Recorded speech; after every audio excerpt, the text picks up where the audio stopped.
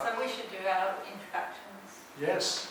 So indeed. So we'll talk about this in a moment. But firstly, yeah, lovely King Parrot.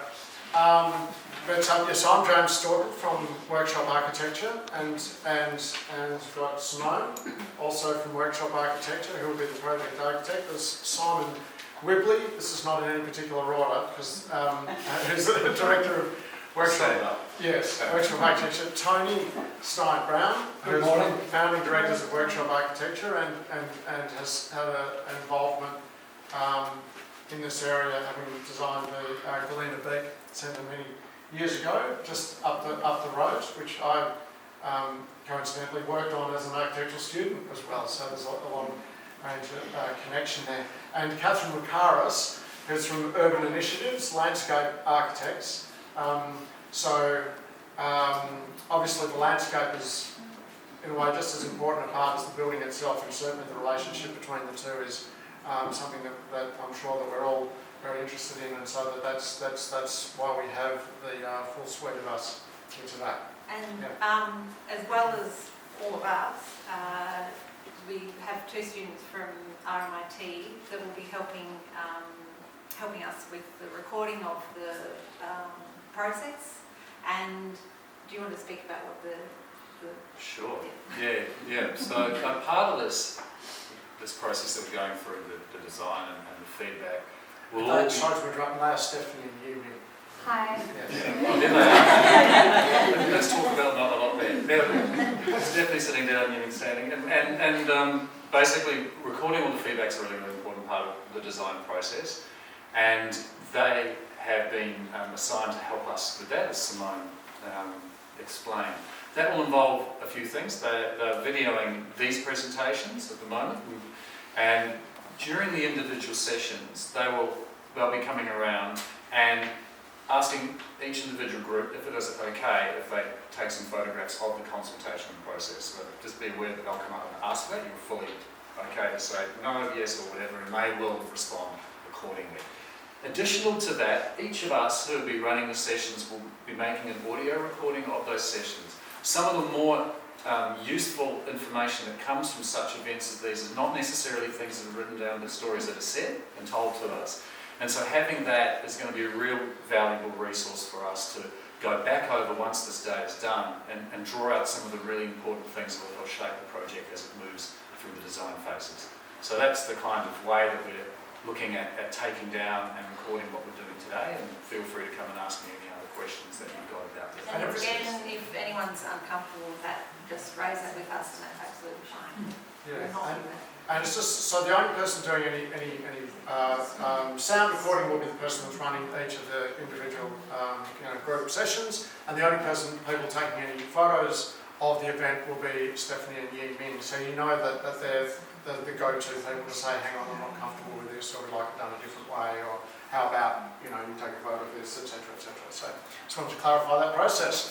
So so look, the feasibility, our involvement on this project started around 3 years ago when we were involved in the feasibility project, and looking at, after the business case, how this project might develop and what, testing that in more detail to come up with the final brief. And we're extremely pleased to be involved now with the project as it's becoming more real.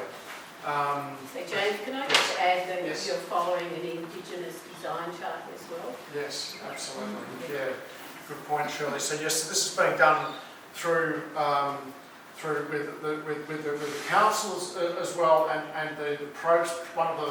There's a document called the Australian Indigenous Design Charter, and everything to do with the project is being run with that in mind and according to the protocols of that. And it's if that could be summarised, I don't know if you put it better than me, Tony, but it will be that it's very focused on listening and understanding and learning as being one of the main, without getting into the detail of the core principles of that document, and that's one of the main reasons that we're here today to listen and learn to what everyone has to say. It's about being a partnership.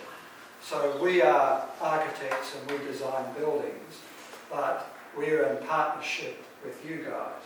You are the clients, and it is your dream, it's your vision that we want to understand and develop through the design Can we process. just let Uncle Eric sit Yes.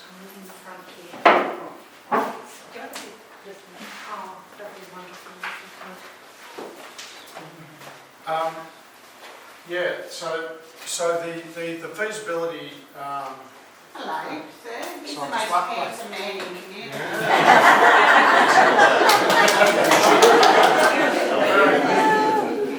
an impressive entrance. Yeah. Thank you. Coming along.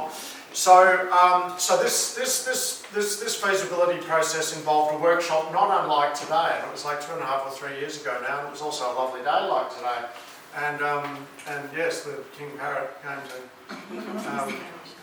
Gary to test from the council has quite a way with parrots. There's always one on his shoulder in any Zoom meetings that we have. But and so through this process, we interrogated the brief as it was, provisionally laid out from the business case, which happened as the process before this process. And you can see there the list of all of the parts of the program there. And this coloured diagram is, as it looks, a blob diagram, or a bubble diagram, as they're sometimes called, but they're more like square, round-edged areas, and that it picks up on the different. It's quite a complex building. It's got lots of different parts and provides lots of different services, both community services, wellbeing services, and programs, all sorts of different things. And so understanding firstly the size of the building as it might lie on the site was one of the key things, and then of course how they all arrange themselves. And so during the workshop session that we'll have after this presentation, we have actually the sizes of all of these pieces as a series of cutouts in envelopes that then we can sort of move around to just indicate, and we can take a photo of that to sort of give an idea about people to express what they think is important to be close to what other parts. So it's a simple way of being able to have this just move things around. But at the feasibility level, we're interested in, well, how big? It's quite a big building on this site, and it fits quite well, but it is a lot bigger than the existing buildings on the site because of all of the new things that it's going to have in it. Yeah, so currently we're sitting here, and these are the buildings underneath here that you just walk past to get into that area. So the scale of it is really, you can see, is kind of basically 3 times the size of this, and it extends potentially further to the north-east. Yeah, towards the car park area, but won't be extending, if at all, this direction because of the preciousness of the landscape there. Yes. What happened to the during the community consultations? Yeah. There was actually a design put forward. I think it was originally by you guys and through community consultation. Yeah. Whatever happened to that? Well, that still exists in the background. That was to test. So this was a preliminary diagram. We did a few of those, and we landed on this one as being a good sort of model at that time, 2 years ago or so. And that was tested further through a preliminary design for the site that was then closed out that feasibility study. So there's certain aspects that are positive about that, but we wanted to hear from everyone here today before showing that, because that was a worthwhile exercise at the time, but it came out of a more limited consultation than what this is. So before we start, we don't want to jump to any conclusions. And we've added to the wish list since then, right? Yes. Good. By the way, when we talk about program or brief, what we're talking about is all the different spaces and functions that are in the project, both inside the building and outside in the landscape. Just to clarify that, we're going to be asking you to look at ways to lay that out. So you're going to become architects Without the 5-year course, which I'm sure you'll all appreciate.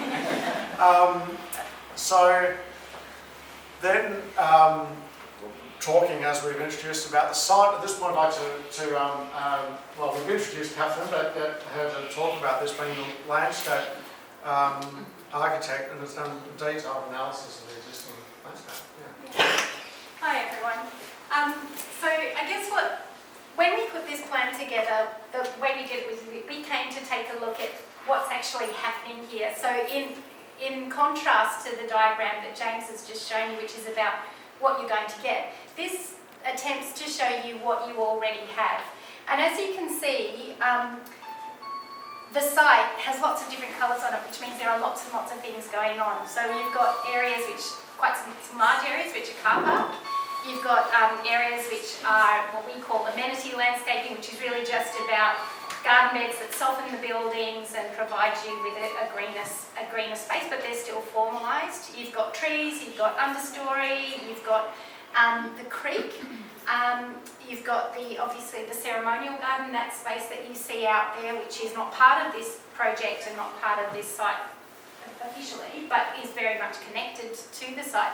And I guess what this diagram shows you, when we've been asked to think about connection to country with regards to this project, and I guess what this diagram shows us is that there are definite boundaries around your site, and arguably, is there connection to country? My question to you is there connection to country when you look at this, and what does connection to country mean to you if we were to change that? If we were to merge the landscape and areas around the outside of the building with country, what does that look like to you? So there are lots of different things that we can think about here. The way you're using the site in this diagram tells us that you have communal garden beds and propagation beds, you've got areas where you like to sit outside, you've got barbecues, you've got maintenance areas, you've got all of these things that we need to think about that sit outside of the building. So when we sit around the tables, we can discuss those in a bit more detail. Yeah, so we'll just jump to the next one, Catherine, which you should touch on as well, which is about well, I think I jumped forward too there. Yes. About what the water across the site and also the trees was a very critical aspect. Yeah, so when as whiteys, when we think about connection to country, I guess we think about natural systems and how they flow around the site. So whether that's wildlife or whether that's water. Water's a big deal on this site because you've got a sloping site. In fact, the day that we came out, somebody slipped over here because you had water gushing down that slope. And I know that you've got a drain area just in here, a catchment of water, and then it flows down to the creek. So using water, as you know, it's such a precious thing and can actually really add to the beauty of the landscape. So we're really interested in how water flows through this site and how we might capture it on the site in areas and exploit the ephemeral qualities of water, what you get from the landscape when you have areas of captured water. You get different types of plants growing, you bring wildlife and insects and all the beauty of nature up close to a building potentially. So we're really interested in water on your site. So the one on the left shows you tree origins, so where trees are from, which ones are indigenous, which ones are native, and which ones are exotic. So you can see that there are some really significant, the big green ones are the indigenous trees and the smaller green ones as well. Indigenous trees, the lighter green ones are the native trees. And then you've got a mix of exotic trees as well. So it's, again, questions to be put to you about what you would like to see happen. Tree retention qualities about the quality of the trees that are on the site, how safe they are and how well they're doing. So you can see that there are a lot of trees which are not doing so well on this site. And then there are some that are actually really, really good trees. So we need to make decisions about how we're going to, if we're thinking about the future of the site, what we do with regards to trees. Oh, and in fact, I should have quickly mentioned with water that you've got this creek running at the back. We're at Yallock Creek. potentially there's a relationship with that. Well, there is a relationship with it. How evident you want that relationship to be is something that's really worth considering when you're building a new building and you're going to have community spaces around it. You've got a source of water just there. Yeah, it's a great landscape. Like this is sitting directly within it. And of course, you can see the diagram of the size of the building from the previous colour bubble slide that some trees will need to be removed just to fit a building of that size in it. So we have to be quite careful about how we go about doing that. And also whether we can kind of shape the project around significant landscape. So over the last about 5 months, in addition to getting the landscape analysis, we've organised a number of consultants to do existing condition surveys of the site. I'm not going to present those to you because you'll all leave. Fall asleep. Fall asleep and then you'll leave.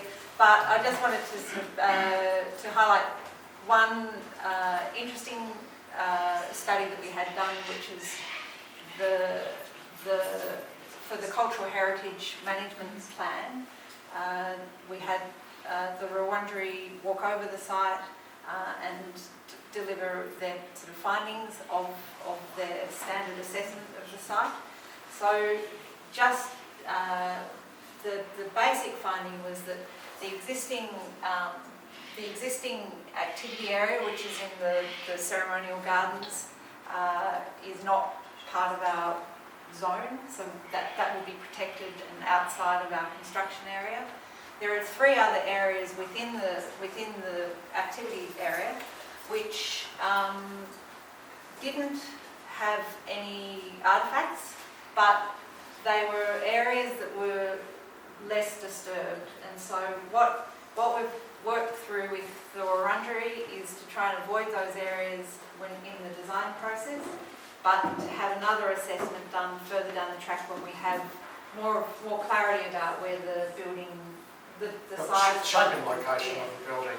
And so, but it does the proposed approximate location of the building does work in and around those sensitive areas quite well, as it so happens, which is good. yeah. Okay.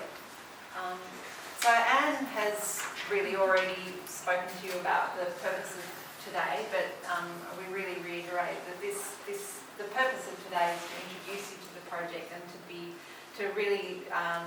we're really keen for you to be part of the project and for you to actually feel that you belong to the project belongs to you.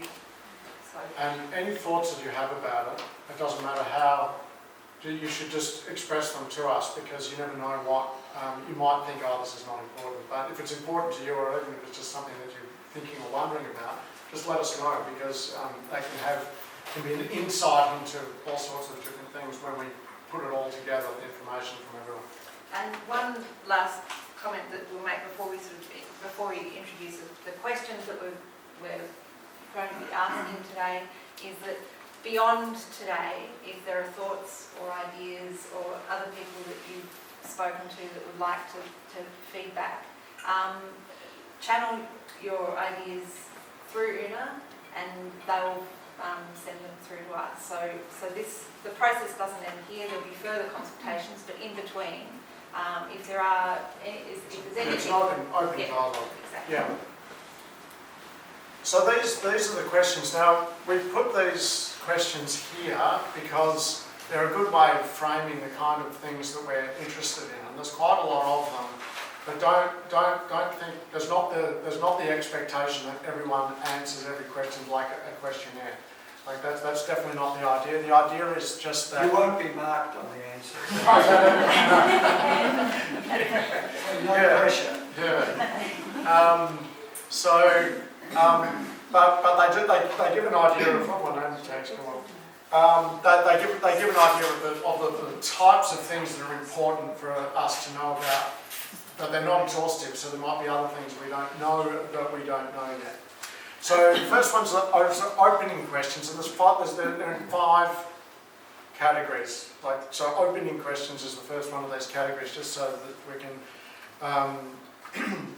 reference back to that. And this whole presentation, which has images connected to it, we have a whole lot of printouts of that. So when we sit down with the workshop around the table with tracing paper and so on and get those ideas down, you'll have all of this stuff to refer back to. So you don't have to remember it or photographic memory.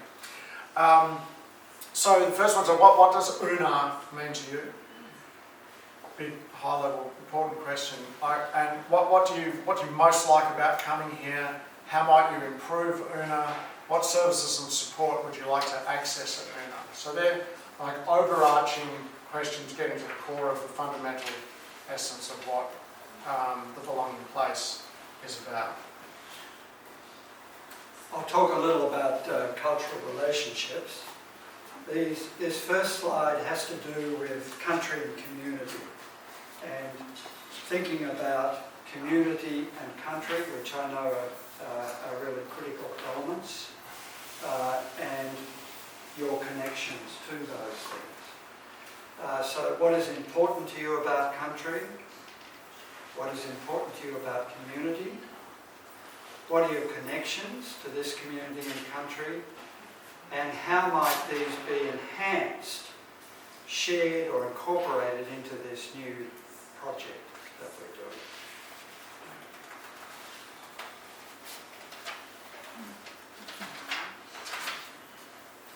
The next one is about community spaces. What makes you feel comfortable in a community space? What is it about the space that makes you feel comfortable and conversely uncomfortable? What other things do you look for? What other positive things do you look for in a community space? And what type of community spaces do you think are best for gatherings, either small or large, or for just a small group yarning?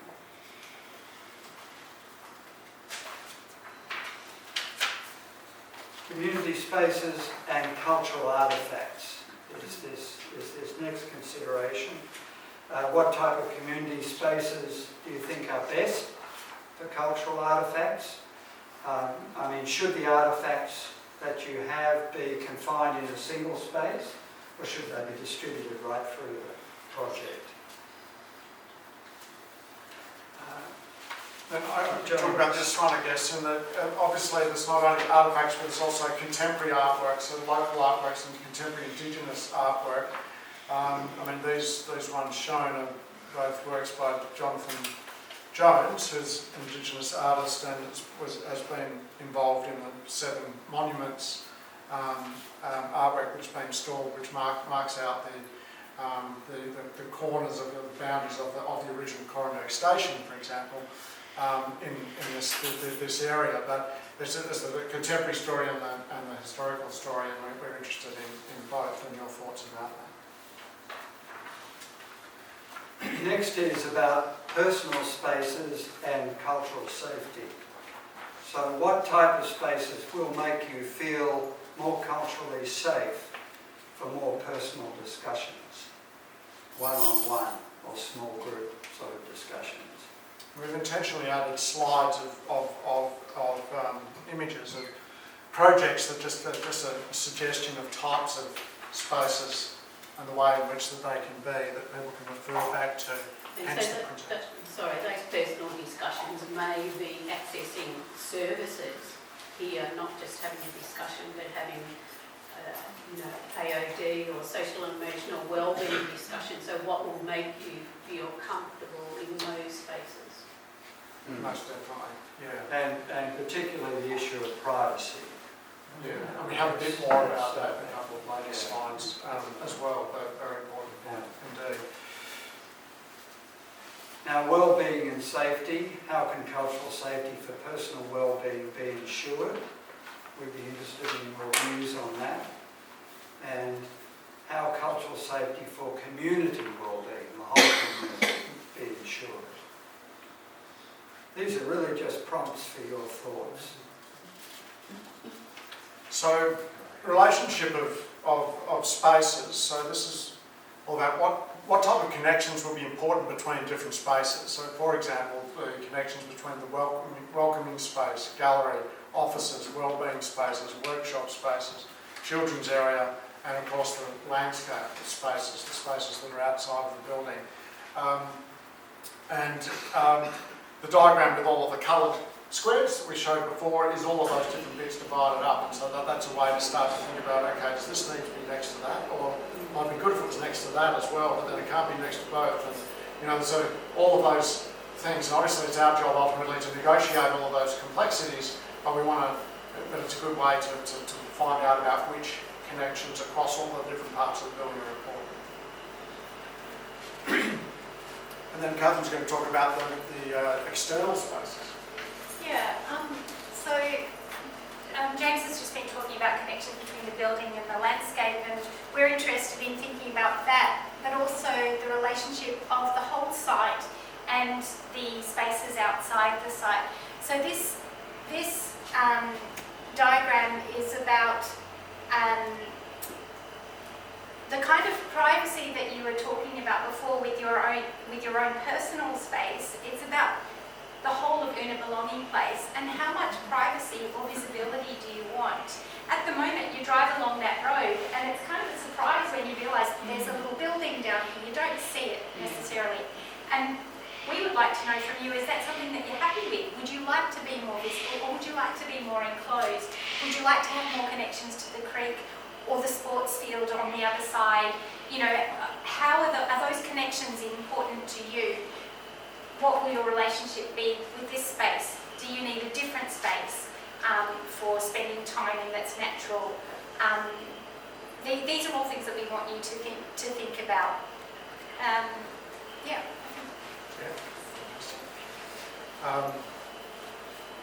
Then the fourth section are detailed requirements. So, getting back to the issue of privacy, what would make you more comfortable when accessing confidential services? For example, in small enclosed spaces or larger open spaces, inside or outside, access to outside, just exactly what qualities should those spaces have? Yeah, particularly viewing the waiting room and what the relationship between those type of spaces is to the more public spaces within the building. And a very important aspect is what the provision is for children who will be part of the Belonging place. What activities would you like to be provided inside and outside on the whole site for children? You'll see that there is a children's area within the brief of the building, and so there's both an indoor and an outdoor part of that. And conversely, what sort of activities you'd like to see here for adults? You've seen and you'll become more familiar with what we call the program or the brief and all the different spaces and the activities those are designed for. But this is not a closed book. Today everything is open for discussion. So it's a brainstorming session, it's blue sky thinking, as Anne says, dream big. So you can certainly add to what is currently the program. And what sorts of celebrations and other ceremonial events would you like hosted here? More formal activities.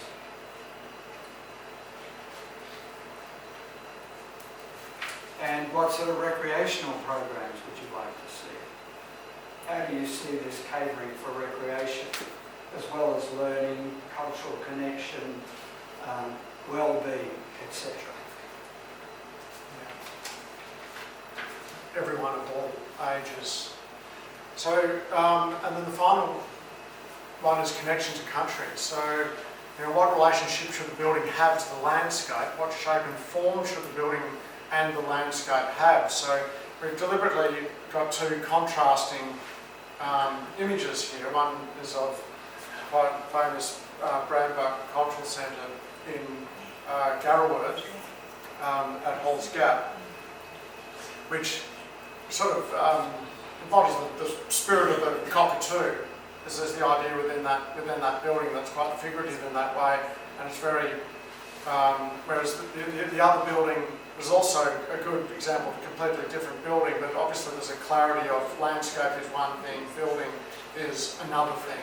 And so it's really just a discussion about, what, should be embedded, should it express itself separately. Being a building, it's always going to be separate from landscape, but there's a relationship between those two things can take on very different quality. What material, colour and texture should the building have in relation to the landscape? And I mean, this slide just shows through simple choice of materials how connections to, in this case, a burnt landscape can be really quite effectively contained or expressed in the choice of materials in the building, a mixture of charred and rich timber and of regrowth. And shown here as well what are the opportunities for Aboriginal land management to engage with country. So that leads over between building and landscape, and we're interested in any thoughts that anyone has about that, because there's such a rich history of that land management that could be we're interested in, and any opportunity for that could be a really positive thing. And then Catherine's just going to talk about Yes. this. Yeah, it's just a quick slide as I said, we noticed your propagation beds and your veggie beds. I'm working on a few projects at the moment. Our office is working at the Shetland Arts Museum, where they've been working closely with the traditional learners up there to ensure that they have a workspace and plants available directly outside that workspace so that they can do weaving. They have the things growing that they need in order to craft. At Heidi Moma, which is the Museum of Modern Art in Woolly, not far from here, I'm also working with the Wurundjeri community down there to talk about bush tucker and educating people through a metaphorical songline. So we're creating a journey through the landscape there where we can take people along and teach them different things as we go. So there are both, opportunities to harvest, but opportunities to educate as well through growing foods in a traditional way and connecting with country in that way as well. So these are things to think about and opportunities that could exist around your building. Yeah, indeed, and the more, and that's why we've got Catherine here today as well, because we really want these aspects of the project in the landscape sense and the building sense to develop together at the same time, not do one and then the other be applied later. And so this is the last slide. So and probably heard enough from us already anyway, but this shows we've got in this big roll here like some printouts about this bit of exactly this plan. And this plan has the trees shown in green, and it's also got the buildings, and it's got a cross-section of information that allows everyone to understand the site. And then we've got a whole lot of tracing paper, which we'll put across the top of that, and a whole lot of text, a good box of text, all sorts of different colours. We encourage people just to just draw all over that, and you can just be, you don't have to be precious about this at all. If you just, you can.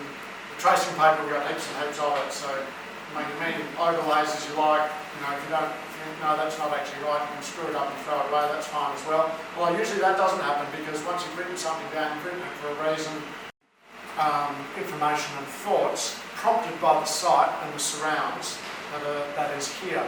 So, and the other thing, as we mentioned, is that with the program, all the different areas, we've got those as cutouts that can move around and photograph and draw over and all the rest of it. So, I think, does anyone else? No, I think we're really, that's it. We'll just break up into groups of 6 or 8.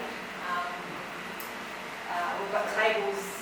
So we've got different areas. So we'll set up an area in here, an area out there. There's an area up under the cupboard between the buildings, and there'll be one in here. So whilst we're getting those sorted, you'll have an opportunity to grab a cuppa and some morning tea to fuel your bodies ready for all of this new Yeah. Is everyone got any questions or?